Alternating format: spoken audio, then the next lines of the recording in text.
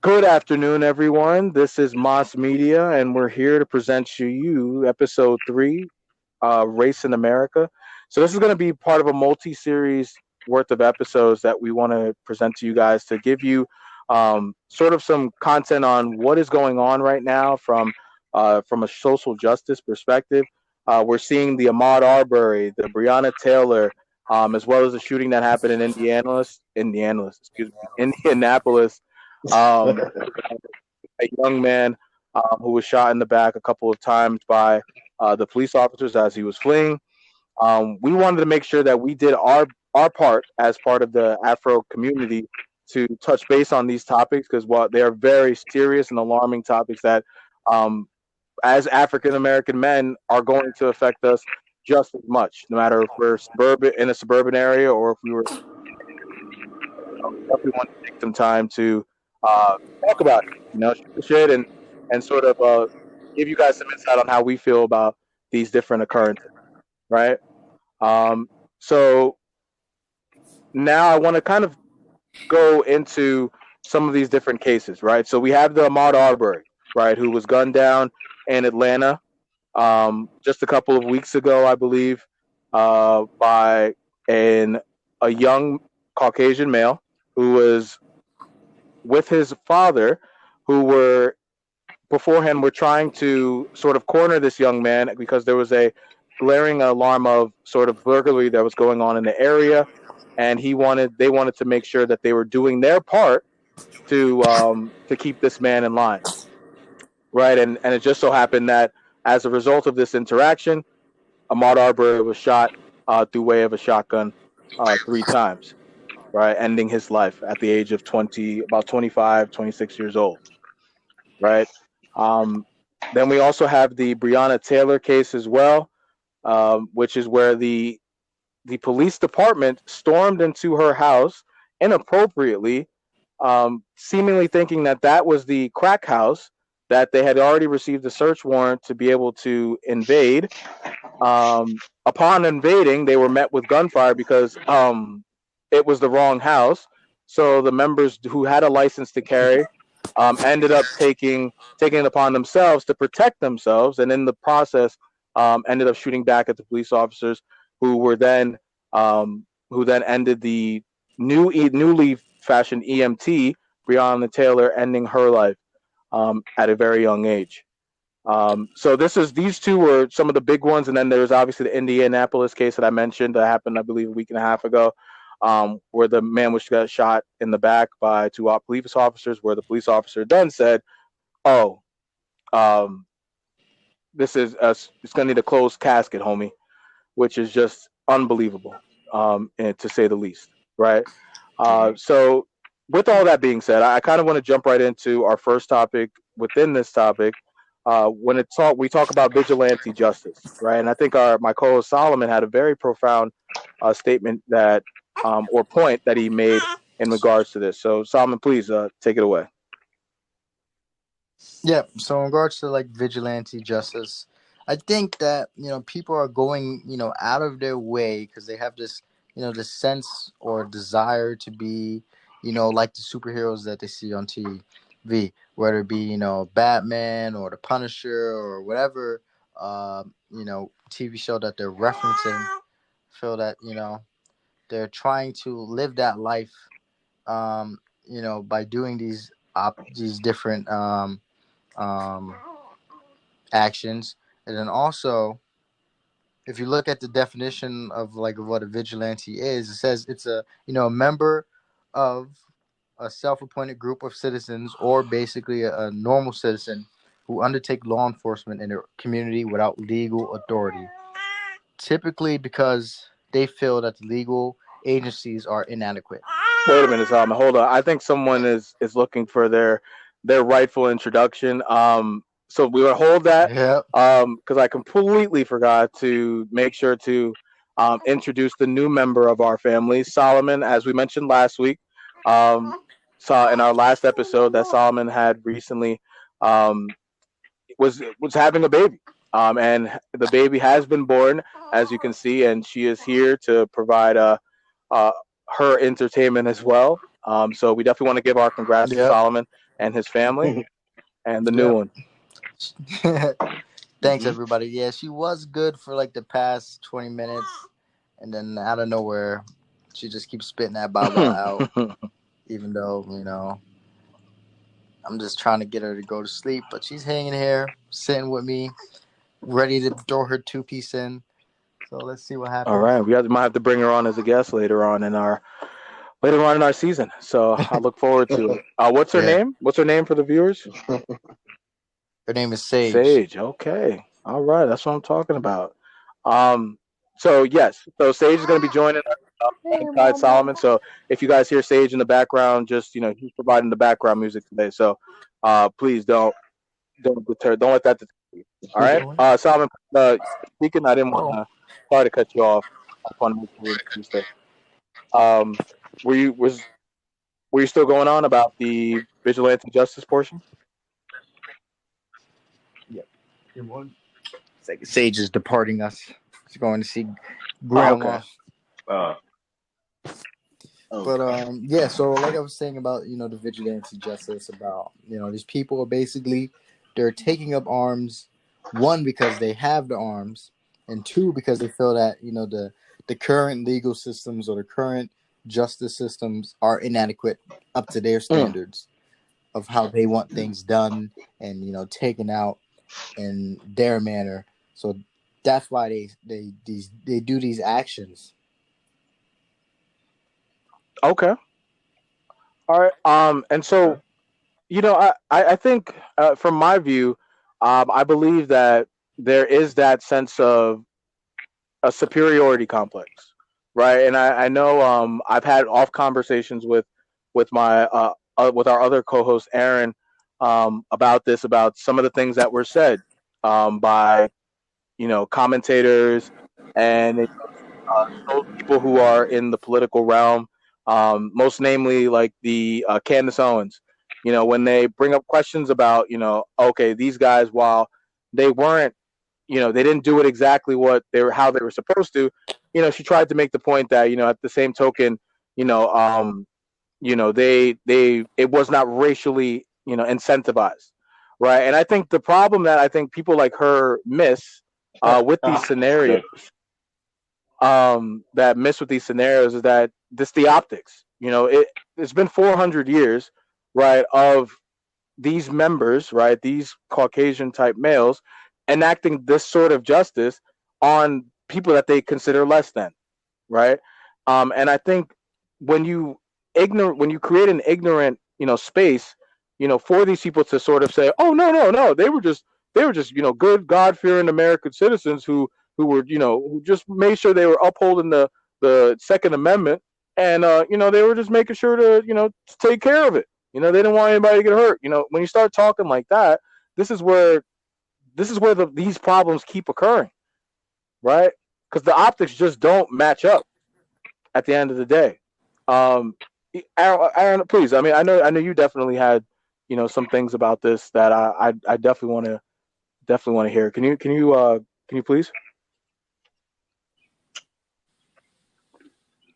Yeah. So, like you said, it's just it gets kind of muddy when we allow narratives like, oh, we're just proud of our Second Amendment right, and then a lot of these states in the South, they have these crazy laws such as the stand your ground law, which pretty much just gives free reign to people, mainly Caucasian males, to just gun down unarmed, quote unquote, black men and women.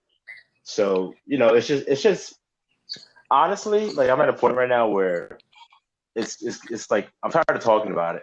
You know what I mean? And I'm more of an advocate for. I honestly think that we the quote unquote black community we need to get certified, get guns, because I'm tired of hearing about us getting gunned down unarmed. You know what I'm Mm, saying?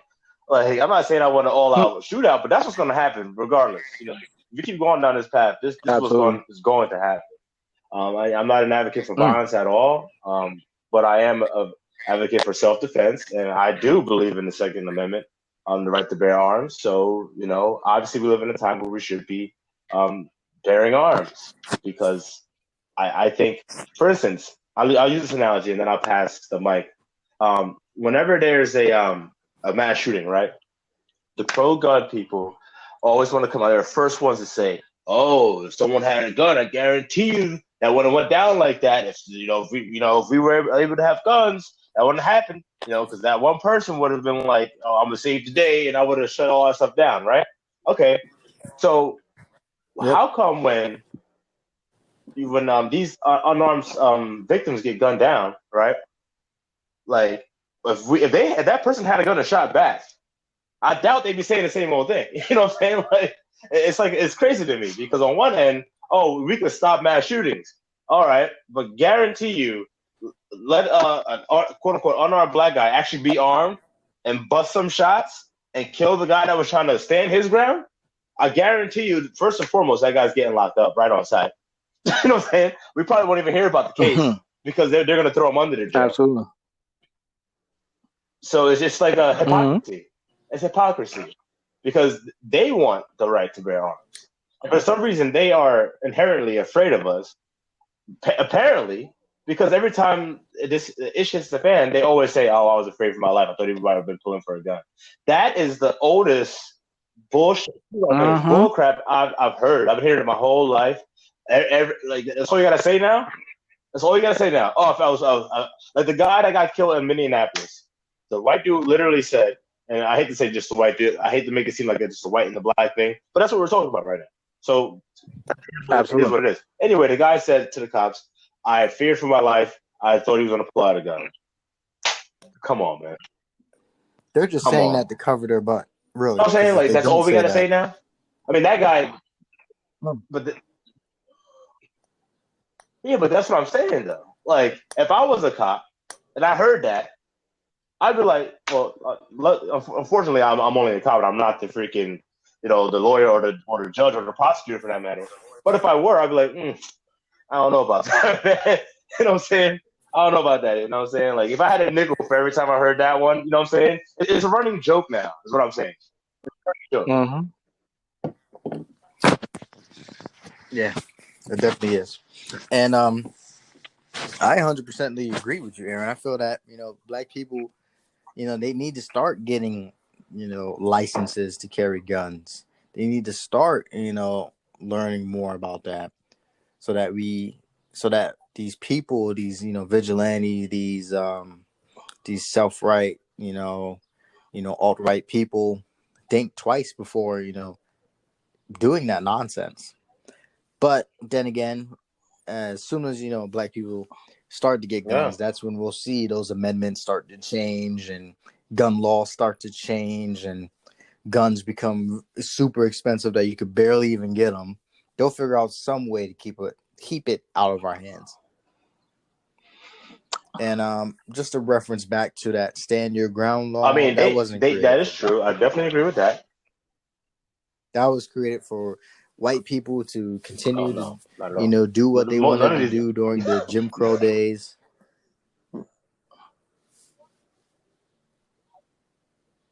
Yeah. Mm-hmm. No, Aaron, you were saying So something? we'll see. Yeah, man. None of these laws are really made for quote unquote black people.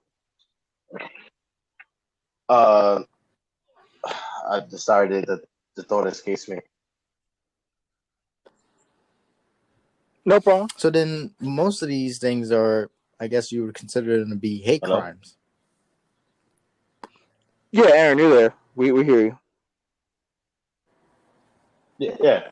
I'm sorry. I'm sorry. Yeah, I'm delayed again for some reason. I apologize. Just keep going. Keep going. Hey y'all, it's Mike. If you haven't heard about Anchor, it's the easiest way to make a podcast. Let me explain. It's free. There's creation tools that allow you to record and edit your podcast right from your phone or computer. Anchor will distribute your podcast for you so it can be heard on Spotify, Apple Podcasts, and many more. You can make money from your podcast with no minimum listenership. It's everything you need to make a podcast in one place. So if you don't do it now. Download the free Anchor app to go to anchor.com to get started. Thank you guys and catch you guys later on our podcast. Okay. Um, but yeah, so Solomon, yes, absolutely, and I think I don't know. I would, for me to say it's a hate crime would mean to, I would say that the optics are not favorable in Yeah. those offenders or those defendants' cases, right? So, Yeah.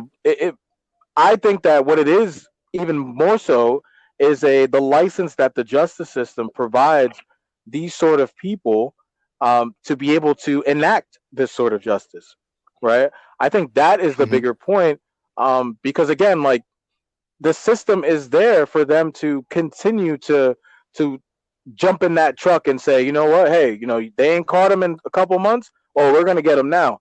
You know what I'm saying? Because if the cops can't do their job, Yep. who are being paid to do the job, right? I must, as a citizen who has no standing, right, no legal backing, I must take it upon myself to arm myself and to create an avenue as to which justice can now be served. Yep. That is just, that's such bullshit. It's such egotistical superiority complex enacted bullshit. You know what I'm saying? And it's from the tail of time, right? I don't want to, again, like Aaron mentioned, I don't want this to be a white versus black kind of thing.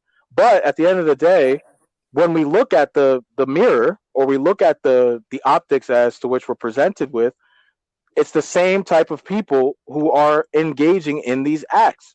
And I guarantee you, these people, when they were younger, were ain't shit sort of people, right? Hmm. So Yeah. what is it that makes you feel that you have the power, right? Hmm. Have you been ordained by Preach. God to now walk through a neighborhood and then say that, oh, now this person must fall under my right hand of God? Like where, where? And these are probably people that go to church. And this is my thing. Is I just don't understand. Since when did you think it was okay that you can now take people's lives? Right? Like I don't know. I Yeah. just I find myself very, I don't want to say numb to these things, because again, it's not something that happens to me personally, right? God forbid, anybody in my family suffers this. But at the same token, it's like at some point or another, there's enough talking, right? Like, I think there's been, like Aaron mentioned, I think arming is obviously the number one option, because this doesn't make any sense. Shame on you if I get poked. Shame on me again if I let you poke me without poking back. Shame on me three times if I let you poke me twice without letting you fucking get it the Yep. third time. Like what at what sense? Like at what point do we get favored by the justice system? Exactly. We don't. Exactly. So I think what I want to do is I kind of want to touch on another aspect of our series is where we're talking about uh, the sort of the failures and the inequities that we see within our justice system, right? Because there's a reason, right, why these men, after multiple months of committing this act, are now being put in handcuffs, right? I'm talking about the Arbery case, to be particular, but we can also talk about the Breonna Taylor case, in which a sort of similar, actually, I don't even want to say similar, because this was actually law Yeah. enforcement who engaged in a Yeah. huge fuck up, right? Not even to put it slightly, a huge fuck up that ends up taking the life of an innocent, Yeah. An upstanding essential citizen, worker. right? An essential, thank you, Aaron, an essential worker, right? Like this thing that we're these things that we're talking about have huge implications, and I don't think the topics. I don't think the conversation. I know, Aaron. Me and you had a huge disagreement or a conversation about Candace Owens' and I hate to keep bringing her up, but questions, right? The questions that we're raising, right? And I think these types of questions need to be raised. Like, why why isn't this the biggest focus of this whole ordeal, right? Well, I don't know if you guys talk to me, like what am I missing about this whole ordeal, What do you mean? as far as the coverage, the again, the fuck ups on the behalf of the justice system, why aren't we seeing more conversations about the the gaps that exist to take to actually get this justice done for this young man? Honestly, look, and I'll go first, and then Solomon. Obviously, you can get yours in, but I'm gonna be very brief. I'm gonna try to. So, what I truly believe is, and it's sad to say, nobody gives a fuck. That's Mm, it. No, outside of the family and close friends, no one really gives a fuck. Of course, they're gonna protest like the first week. They're gonna make shirts and stuff like that. It's the same old song and dance all the mm, time. You know what I'm saying? The whole no justice, no peace. Yo, absolutely. there hasn't been no justice, and there ain't no peace. So, but where's the riots at? Hmm. Where's the riots at, man? You know what I'm saying? Like, honestly, and this might sound controversial, but like, quite frankly, me personally, I'm tired of all this nonsense. You know, the quote unquote black community is a joke. You know what I mean? Because of this, it's a joke. Mm, You know, and hmm. until we quote unquote start looking at ourselves in the mirror as a collective group, it's never going to change. Because if you don't take yourself seriously, no one's going to take you seriously. I see the quote unquote black community as the Absolutely. freaking the stepchild that gets neglected and gets shitted on and keeps complaining and he keeps complaining, but don't want to leave the house. You say you still want to stay here. You got such Mm, a problem, but you don't want to leave. But you're not trying to do nothing. You know what I'm hey. saying? Now I think that's a whole different Mm, conversation for a different day, or different part of this. But to stay on point to like what we were talking about with these victims, yeah, I don't think anyone cares enough. mm. Hmm. Very well said.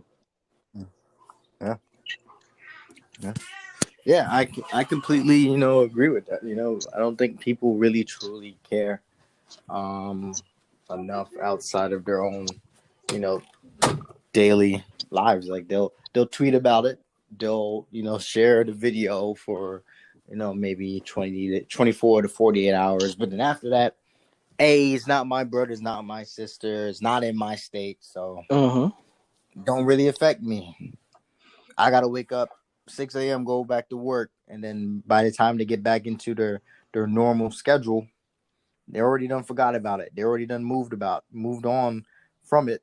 So change can't really happen unless people are constantly protesting, constantly in their mayor's office, constantly trying to send letters to governors and elected officials.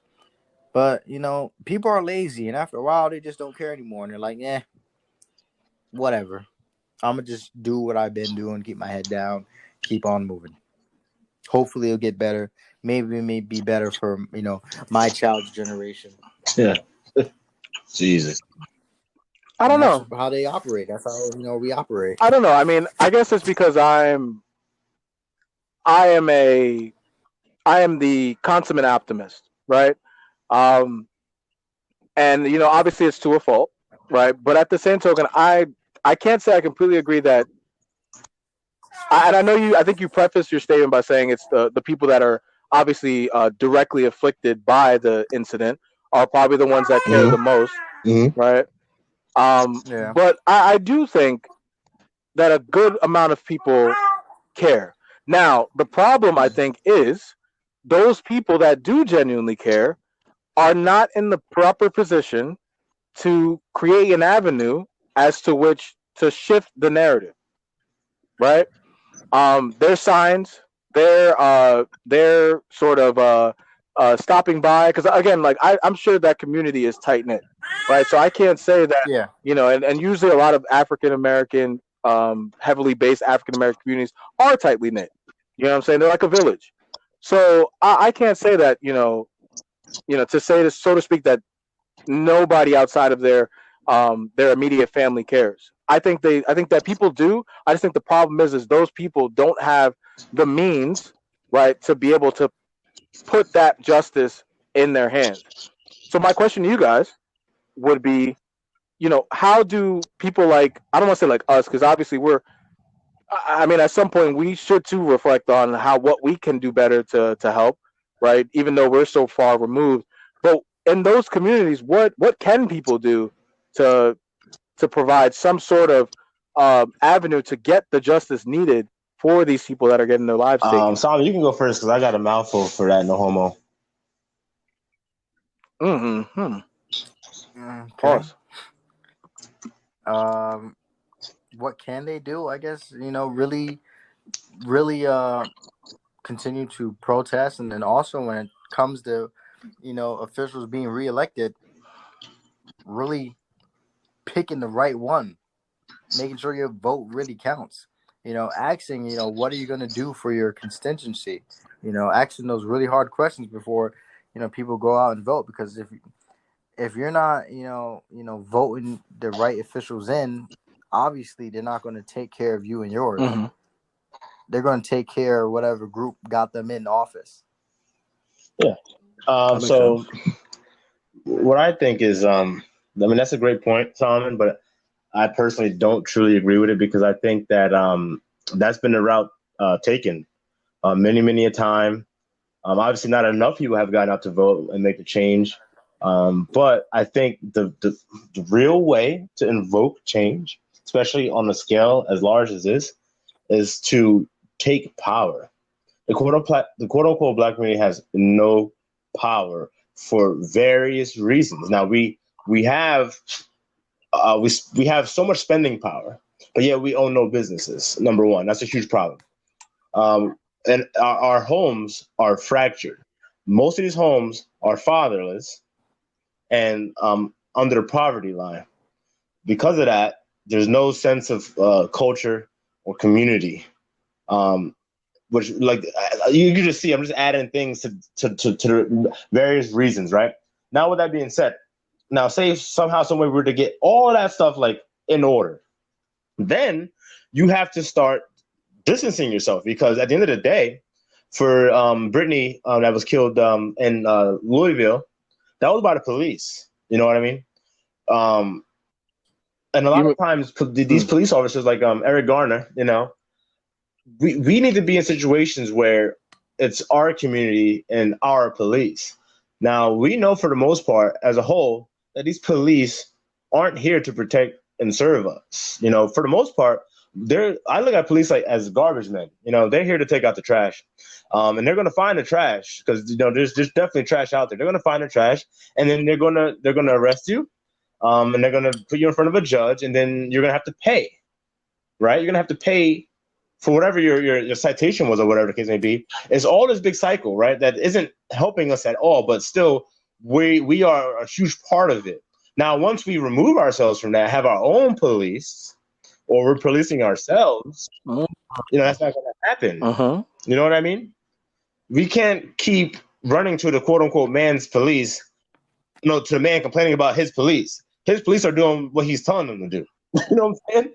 So what we need to do, in essence, is Mhm. revert, gentrify neighborhoods. You know what I mean? Because Mm. gentrification is happening, right now. Like where I grew up in Brooklyn, like, yo, you go there now, you see quote unquote like white people riding skateboards, or like literally like on the same block, on around the corner, across the street from the projects, like they out there, man, walking their dogs, feeling real safe. You know what I'm saying? Stuff like that. And it's crazy to me because they in the hood feeling safe. Let me go to Colts Neck and walk around. I'm not because I don't feel safe doing that. You know what I'm saying? Like someone will probably call the cops on me, and the cops will probably just come up to me and be like, "Oh, what's going on?" Who even knows how that could go down? You know what I mean? But like that's what we need to do. We need to have our own police. Stop looking with our hand out. Stop complaining. You know what I mean? Take your destiny into your own hand.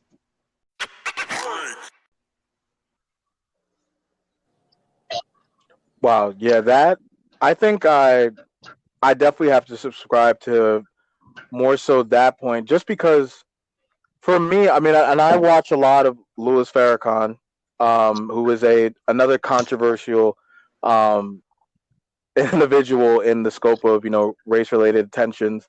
And if you don't know who Louis Farrakhan is, I suggest you take sorry, I should say Minister Louis Farrakhan, to make sure I'm addressing him appropriately.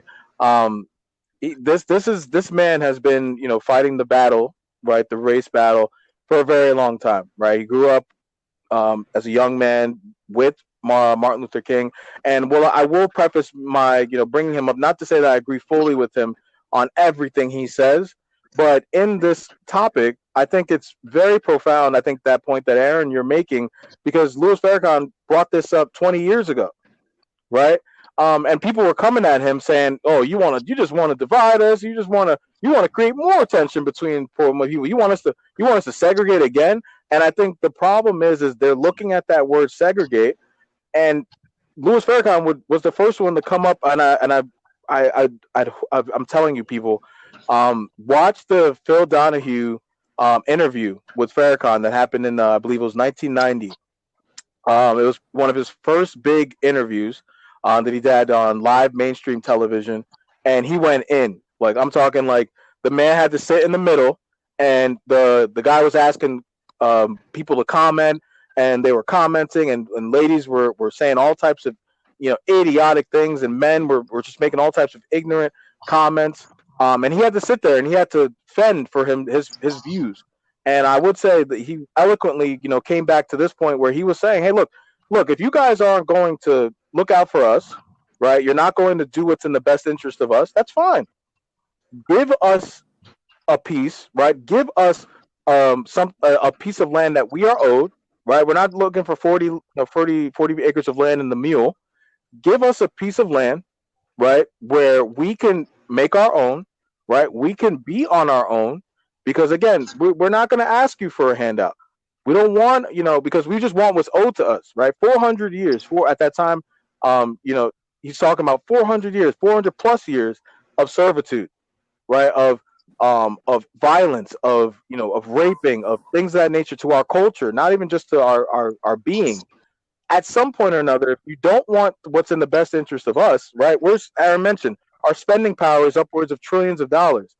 We have to take that money and put it in a piece of land to call our own, where we can police ourselves, govern ourselves, and then at the end again, because we are America.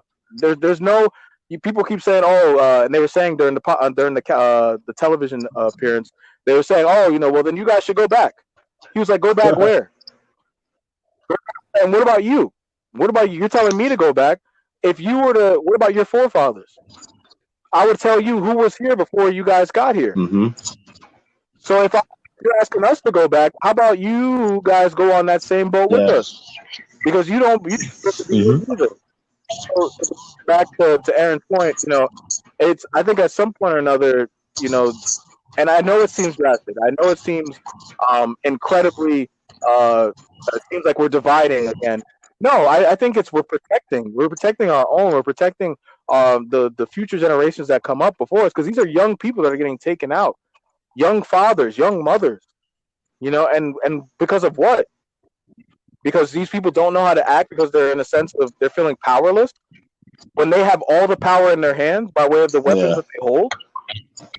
Now, come on. Now, the first thing they teach you when you get a gun is that you have to protect this weapon with your life, because this has the power to take lives. You have to be so careful with this weapon. That's the first thing they teach you about having a weapon in your hand, putting that shit on safety, because if you don't, a life can be ended if you misproperly use it. So there can't be that notion that I felt my fear for my life. No, you have the power to take action in your hands. So I'm sorry. So that's just kind of where I am with that point, because it's just, I think at some point or another there has to be a changing of the guard, where we are given the power to enact on our own. Yeah, but they're not going to give us the power, period. Obviously. They're not going to give it. That's the issue with a lot of these quote unquote black social justice groups. They're walking around with the handout, expecting something, and it ain't going to come. You know what I'm saying? It ain't going to come. Mm-hmm. you can keep on singing "Amazing Grace" and "Wade in the Water" all the hell you want. It's not going to come. You know what I'm saying? And I'm on it. Like I said, frankly, I'm just tired of hearing about it, man. I'm sure people aren't going to understand where I'm coming from, and that's fine. You don't have to. You know what I mean? And you're part of the problem. So I just want to be very clear on that. I don't give a damn how anyone feels about what I'm saying in particular. I speak for myself. I don't speak for the group, and I just want to make that very clear. Yeah. Yeah, I completely agree with you, Mike. I feel like, things need to get pretty, drastic and extreme before we see some real change.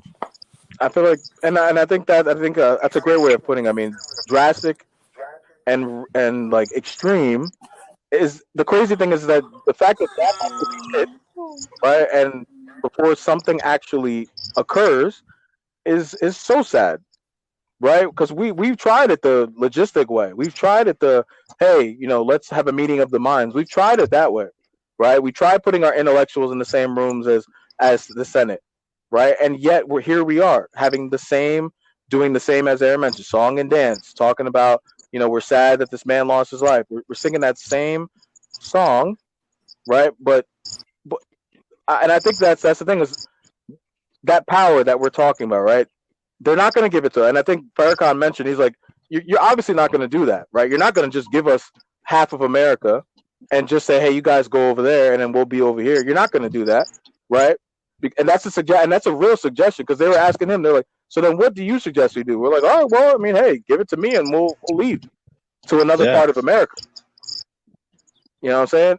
But you're not going to let us do that because you know what power we hold spending Yeah. wise.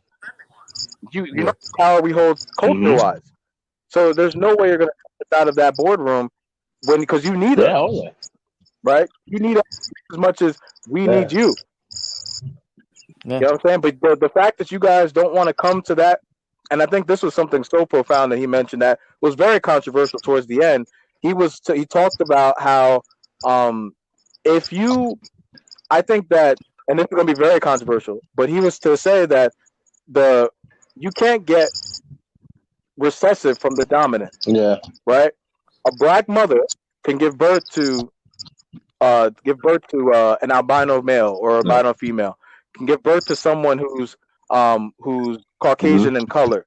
A Caucasian cannot give birth to an African American or an African colored individual or a darker Never. colored individual, right? So what needs to happen is that there has to be a respect that is taken on the fact that the womb of the black woman is the reason why you're here. Because if you think about it, from the inception of humankind, right? Because they went into the depths of Africa and found who Lucy 6 million years ago Mm-hmm. was of African Yeah. descent. Nope. So all of it started from there. But the thing is that they don't want to talk about that. Hell no. They don't want to. They don't want to think. They don't want to think about the potential that my that that that Jermaine's ancestors are the same ancestors as Billy Yeah. Bob You know what's Thornton. funny? I'm happy that you actually brought this up because I had a conversation a couple months ago with a coworker of mine, and I brought that up. And he honestly he had never heard it before. He thought I was joking when I told him that human life originated in what is known as Africa. Um, and then I went on. Thank you for saying it like that too, because Africa that's the Yeah. English name for Africa. That's not the true name of the continent. But thank you Yeah, for yeah, and saying see, that. and I'm happy that you addressed that because a lot of people don't understand that and the power that it holds, like these Mm, words, and through these words and the absolutely. power is perspective. So when you use these words, Mm, you're actually reading the story through that perspective. Now, obviously, perspective is a European correct. perspective. With that being said, when you're talking about history, that history is a European history, his story, and his perspective on it, which is obviously going to be told to boost Correct. him. Whenever someone tells a story, typically they're boosting themselves. Now I digress back to what I was saying. So this gentleman had never heard that before. So I explained to him that this is true. You can look it up. And then I also explained to him that because of that, we are the first people. We've been on this planet the longest. If you Correct. go right now, for instance, Mike, your family's from Nigeria, right? Now, if you go to Nigeria, Mm-hmm. that's part of sub-Saharan Africa, right, and you DNA test a Nigerian, for the most part, you're going to find they're going to be 100% Homo sapien, right? Now, if you go to Europe, any European country, and you do the same DNA test on any European person there, right? Obviously, we're Caucasian. I'm Mm-hmm. not talking about a quote unquote black person living in France. Obviously, that's not what I'm talking about. I'm talking about the That Europeans, the Caucasians. Now you do the Yeah, same DNA test on them, right? They're not 100% Homo sapiens. They have Neanderthal gene in them. That is a fact. I've heard that. Yes, I've And heard you that as can well. look it up. This is out there. But they don't want to accept that. That's never talked about. But that at the end of the day, they all come from us. And again, people might not like that, and that's fine. You don't have to like it, but it's the truth. It's the reality. A lot of people need to start doing some reading, and not just read one thing. Obviously, read it and then cross-reference it with something else, and then just keep on reading, and you'll find the truth out there. You know what I mean? But that's another reason why we are so disenfranchised, because we do not read and we do not educate ourselves. And the ones that quote unquote are educated, quote unquote, are educated in things that don't mean anything, that cannot help a society. You know what I mean? Cannot help lift a society, a group of people. They're educated because they got a BA at Rutgers for liberal arts. You know what I'm saying? But that's not going to help. You know, like you don't. But if you got that, but you don't know that all Earth started in Africa, then take that and throw it in the damn trash, because you're a fool to me. You know what I mean? If you like the basic stuff, you don't understand that. You don't know where you come from. You know what I mean? You don't know what that mean, the power that should have. You know what I mean? But we're stripped of it. Yeah. But you know what? I don't. But I think they. I don't. I don't think that they don't know, right? Because I think they see the publication, right? I think it's a matter of they choose not to to adhere to subscribe to that logic, to subscribe to that science. They choose not to, because just like they chose to subscribe to the science 100 and some odd years ago about the fact that um, when these idiotic scientists came up to in a summit meeting, and they gave the idiotic comparison of why Africans were closely tied to that of gorillas. They simply were like, oh well, you can see the bone structure, and the bone structure is that of the ape species. So therefore, these men, or they can't be considered men, right? Therefore, perpetuating the nonsense that would then help them to subjugate, and these and a lot of our ancestors to the treatment that they've gone through over a series of hundreds of years. Because then they were then able to then say, oh yeah, well they're like apes, so they're not men, right? So all men are created equal. No, that doesn't adhere to them, because they're three-fourths Mm-hmm. human. They're not really human all the way. And I think, and then to bring it back to all this, I think it's that respect, right? And then for us to say these things is that I think there's a certain amount of respect that a lot of men, and I don't care if you want to come to me and talk to me about, oh, I'm not the most racist person in the world. I'm not the, well, guess what? If you can't respect these notions, right, at the core, then how are you supposed to respect my Yeah. life when it comes down to impacting decisions that are made with a weapon in your hand? Because if you saw me as another human being, your first thought would not be to hold your hand on the Yeah. trigger. Your first hit, you're not Yeah. when I'm unarmed. When I don't give you any sign that I'm going to take your life, for you to feel the need to, if I approach you as a man, to say, "Oh no, you're too close, man," and shoot away at me. Oh, that's insane. That's absolutely insane, and that sort of thought provoking sort of logic that continues to, because I feel like it's the core. It's the core of that logic that is what's going to be perpetuated. So we need to figure out a way to get into the minds of these people through way of some sort of action that helps them to understand. Because no, I won't say helps them because they understand. They just choose not to adhere to the subscription. Yeah. Everybody else, all the walks of color can adhere to. Well, I mean, outside of the ones that are racist against their own, colorism and things of that nature. All a number, even people in their own quote unquote race, can follow the subscription, but the ignorant choose not to because it just doesn't follow the logic that their grandpappy told them when they told them that n words are Yeah. nothing. You know what's interesting as Yeah. well that a lot of people don't know is that the quote unquote Europeans, they we taught them how to read and write. We taught them math. Because like it's so funny, when like Black History Month, for me, I don't call it that anymore. I call it quote unquote Black Reindoctrination Month, because it's funny to me how the Mm. whole month they just tell you slave stories, Mm. slave narratives, and then they cap it off with Martin Luther King Jr. getting shot.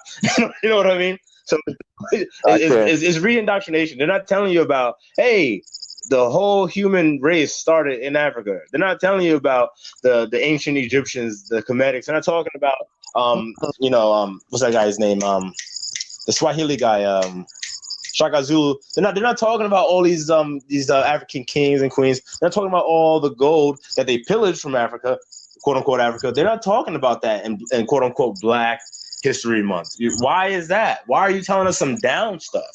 Why are you telling us of us Mm. being less than every year for 28 days? Why? Why that? Out of all the quote unquote Black history, that's what's being told. That's indoctrination. That's what that is. You know what I mean?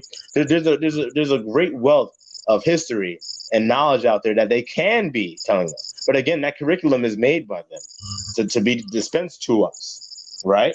So again, when you send your kids to school, you also have to teach your kids when you're home as well. Like, hey, you taught the quote unquote Europeans, the Caucasians, literally how to read and write, how to not be sloppy and living in legit pigsties in caves with animals and eating with animals. Like, you could look this all up. And also, Yeah, the more. I'm gonna leave it with More. this: the narrative that like all the quote unquote slaves were brought here on slave ships. Now, anyone with half a brain, just listen to what I'm going to tell you right now, right? If the quote unquote Black man and woman were the first on this planet, right? We were the first for thousands of years. We were here already, right? And obviously there was different Homo erectus, Homo, all of them. There are different like humanoid groups, you know what I'm saying? But we are, the mains, the sub-Saharan Africans. Those are 100% Homo sapiens, right? And we were here before everybody. Now we taught them how to read and write, all sorts of stuff, right? So now you expect me to believe that in the year 1400, right? That's the first time someone sailed across the sea, and it happened to be a Caucasian man. That's the first time. The Egyptians had the Nile River. They had boats. We already had all this stuff. We already knew what was out there. Not every quote unquote Black person was brought over on the slave ships. Most were already there. But they don't want to tell you that. You will never hear that.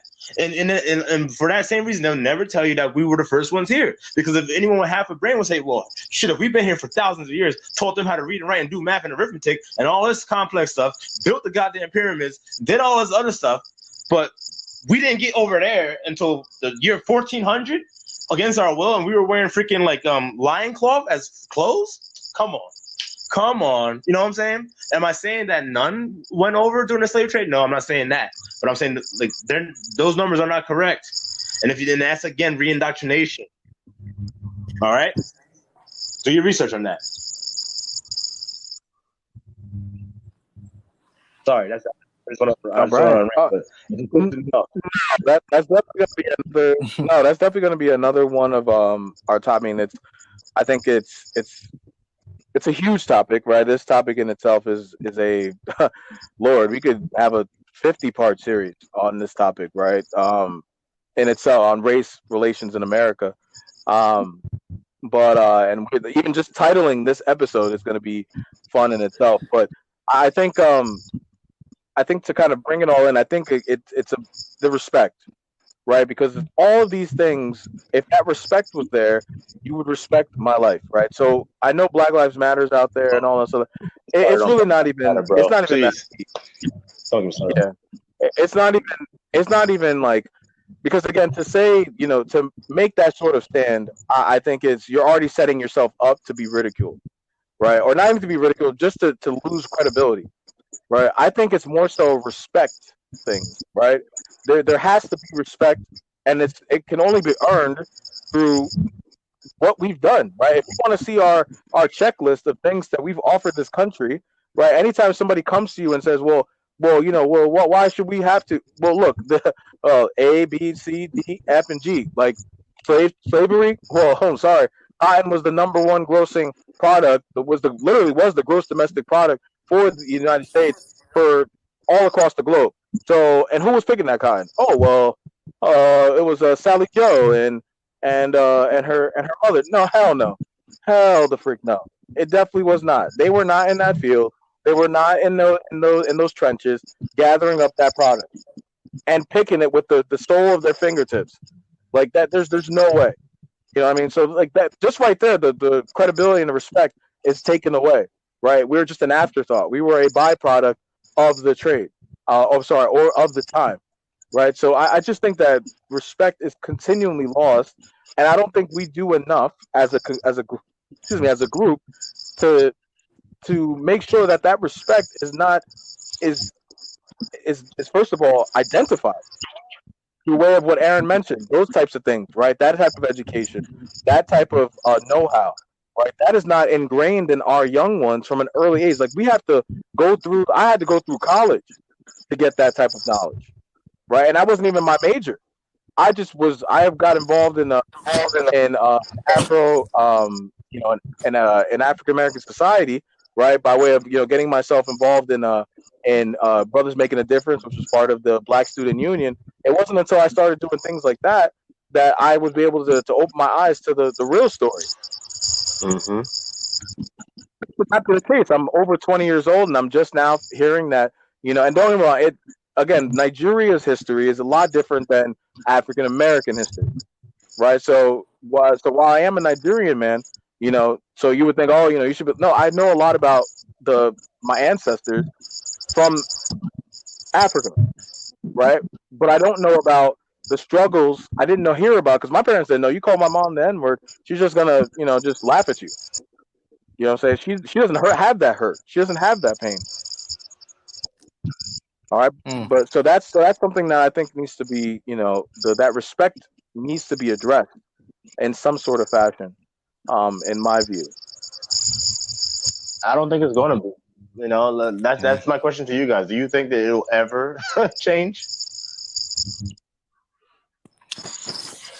Um, I don't think it can. It's like you can't really, erase history. People, even if it did get to a point where it was better, they're gonna still look at us like these people used to be slaves. You know what? I don't want to say change, right? Because at the end of the day, I think that there's going to be at the end of the day, there's still going to be people that believe that we're less than, right? No matter what we do, I don't. We could walk on the moon without an astronaut, suit. You know what I'm saying? Like we could walk on water. There's going to be people that are going to always, right, because of how they were brought up, are always going to believe that we're less than. I think, and I think we've touched on this earlier. I think if we take it, it's a matter of taking, right? Because we've been taken for so long, right? Our culture, stripped, taken, our money without us even knowing, because of how we're brought up and how we're triggered and how we're taught, right? These Eurocentric values. I gotta buy these type of clothes. I gotta buy these type of shoes. So our money is taken mentally.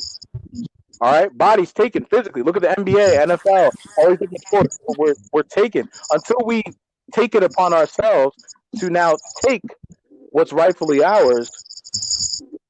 There will be no quote unquote change. There will be no shift of the Yeah. the paradigm. You know what I'm saying? There has to be a sort of forceful, I'll say a forceful change on the part of us, and not letting the man or the government um shift for us. Because if that's the case, they're just going to keep milking us until there's no Yeah. need for us anymore. You know what I think too? Yeah. Real quickly, I don't want to keep on going and drag this out because obviously we're gonna do multiple parts. But so really Absolutely. briefly, what we could do, what I do all the time. I'm not sure if anyone noticed, but I don't refer to myself as black. You hear me say quote unquote black, quote unquote a lot because I say that because it's easier Mm-hmm. for people to understand what I'm saying. One, because when I was younger, and I'm pretty sure when all of you were younger, when the first time so you were called black, you probably said no, I'm not, because you know what the color black is, right? Like we all know what the color black is, and I'm pretty sure because I know for damn sure when I was young and I was called black, like you are black, like no, I'm not black. I'm more like I was called brown. You know what I mean? But no, but you are black. So no, Absolutely. black is a color that clearly I am not. You know what I mean? But why Yeah. is it okay? Why do quote unquote the black community? Why do we call ourselves and embrace a color as as a label, like as a stamp? Like that's what we are. Yeah. You know, when I hear it now, it makes me freaking cringe. Like, oh, I'm black and I'm proud. What are you, a color in your proud? What are you, a black ranger? You know what I mean? Like, what does that mean? I don't hear an Dead. Asian person in I the and cannot. say, Instead I'm of yellow. Black I'm Ranger. I yellow. You cannot. know what I mean? Or a Native American say I'm red. You know, no one else goes around subscribing or like aligning themselves with these colors except for us. Now, mainly because a lot of us lack identity. Well, Hold, I don't think we was a lot. I don't think we made up that term whoa, and whoa, whoa, whoa, whoa! we I never said said we're that we black. did. I never said that we We made it up. did it. I'm saying that we go by that. I know, right? I know. I'm saying like we've been referred to as is the black man, even the Chinese man. Oh, he's the yellow man, and the Indian. Oh, that's the red man. Those I are know all what like Solomon. I names know that what they are. we've Those are been corporate given. monikers, right? That's what that is. But what I'm saying to you is, Yeah, yeah, there is a if you say yellow man, people know what you're talking about. But you don't see the Asian community saying, "Oh, we're yellow and we're proud, yellow power." You don't see that. That's what I'm saying. I'm saying the issue is yeah. we are identifying ourselves with a color. And we know what happens because I need Mm. to make sure that we're all on the same page with me right now because I haven't even gotten to the meat and potatoes. So we are aligning ourselves with a color, right? Which will happens to be when you do that, like there's called duality. Now there's black and there's white, right? There's wet and there's dry. So whenever you have black, there's white, and they're going to be compared. So as long as we keep saying that we are black, quote Absolutely. unquote black, there's always going to be white. And whenever you have black and white, there's always these underlying adjectives like black. People might say dirty, soiled. Look it up in the dictionary for Christ's sake. Look up Webster's or Merriam, and you read what black says, and you read what white says. And now when you say black and white, it always goes together. Fire and water, fire and ice. These things is called duality. So as long as we keep clinging to this black color as an identity, we are always going to be associated with white. Period. So stop that. Figure out what your identity is, or if you have to create one, whatever. But let that go, and therefore you will never be attached to the white again. We accept that because we accept being called black. And you said yourself, Simon, we didn't come up with being called black. They did. So they said, this is what you're going to be called. And we embrace it and we continue to call ourselves that and then say black power, Black Lives Matter. What is black? Show me someone that is truly, truly black. The color black. I want to leave off like that for me. Until next time on this segment, you all do your research and do some freaking thinking. Do some thinking. Because I'm really getting sick and tired of this whole like crap. People don't want to like they say all this stuff and they say, oh yeah, Black Power. I'm going to the Black March. Okay, come on, man, come on. You know what I mean? It's hand in hand with white, hand in hand. You can't have black without white. Period. So and thank you for that, Aaron. I think that is, that's something that, and I'm glad you brought that point. I mean, I think that was something we'll touch on in our next segment, when we're talking more so about race relations in America, sort of like the inception, right? Um, and that is something that and as I mentioned, I learned more so about this in college. So this is, about the sort of where do we get this mentality from, and that point right there about identifying yourself as, and it's to the point where when I got the census, that I had to fill out for 2020, I was, I'm staring at this thing because I see black or African. I'm like, no, that's not me. Where's my okay, all right. So what? And if I do see it, and if I do have to subscribe to it, I damn sure want to make sure that there is something there that makes me specify my identity, right? Because when I was a freshman at Ramapo, I watched it, and I definitely would love for you guys and my viewers to watch this documentary called Race, The Power of Illusion. It was a PBS documentary, actually, where they talked about the inception of race and where it came from, right? So what was the science behind why race as a word exists? Because it in itself, there's no such Nope. thing as race, right? There's no absolute, like, that word is, I don't want to say idiotic, but it is, but there's no existence for the word race. It does not, because again, like, race is not something that you're not born an African, right? Because again, as we mentioned, that Yeah. word does not exist, right? It's something that was made up. You're born as a result of your climate, right? Your coloration is a result of your climate, your and your genomes, right? Structure. This is why you're born the way you're born. It's not because you're born with a skin color, just because it's like, oh well, you had a black mom, so no, it's deeper than that. It's way deeper than that. So for the fact that we put these basic labels on ourselves, like Aaron mentioned, black and white, right?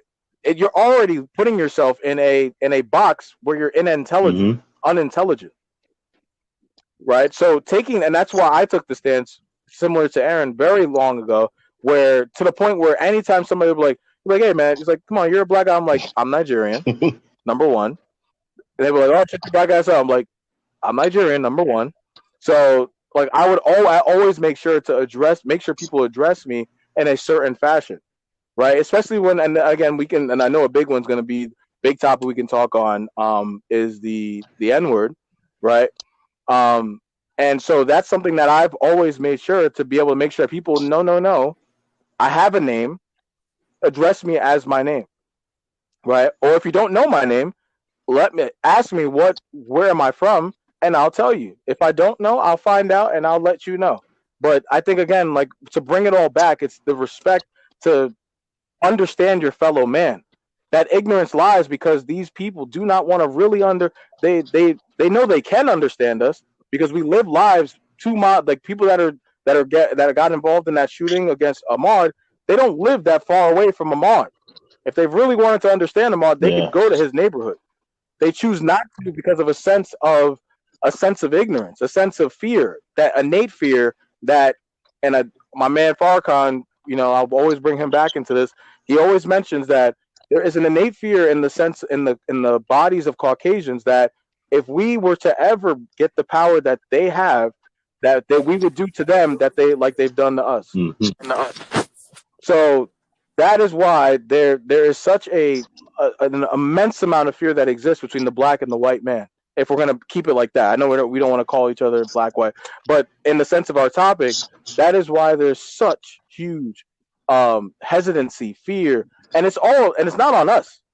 Like we're not putting it in their we're just Mm-hmm. being how we are, and they can't handle that. So for me to say that is just to I guess to round this topic up, because I know we've definitely gone over. I definitely want to leave it. I know Solomon. I don't know if you have anything else to address on this, but I definitely want to give you a chance to chime in your final No, word. I'm just absorbing. I'm absorbing just like our listeners are. This is I'm. It came.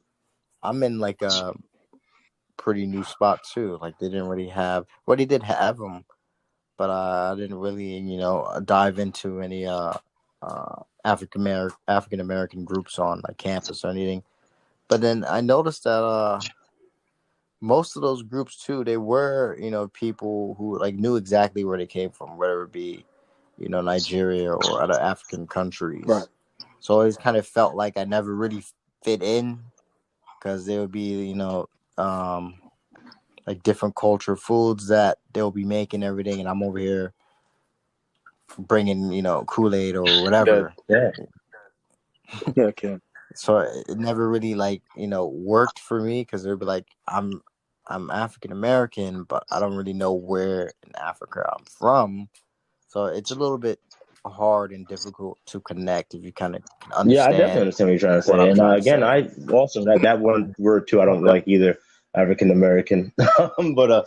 But yeah, no, I definitely understand where you're coming from. I'm Yeah, sure a it's a lot of rough one. listeners would definitely agree, or at least understand where you're coming from, or have felt that way as well at some point. And if you listeners do, please leave it in the likes in the comments because we definitely want to hear about that. But what you said something about the Kool-Aid, people like to call that black culture.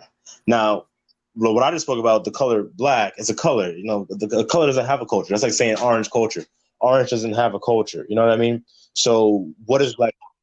There is no obviously black culture. You know what I mean? Because of that.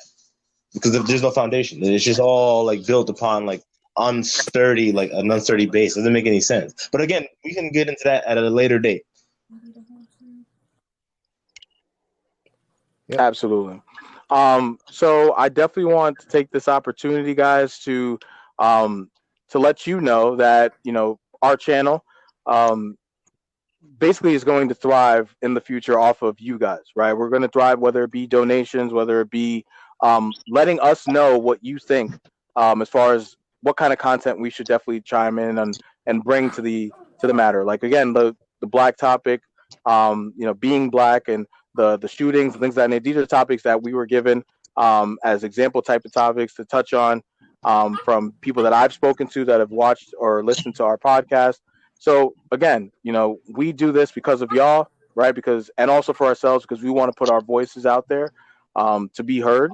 But also again, we want you guys to be able to get some type of to provide insight on what you want to hear from us. So please don't hesitate to shout us out and let us know what's something that you wanted us to talk about. We'll do our best to provide you with the fire that we're bringing you with this Definitely. latest episode. Exactly. Yep. All right. All right, y'all. Definitely. All right. So this is I'm Mike out, signing Aaron. out. See y'all next week. Yeah, this is Solomon signing out. See you guys next week.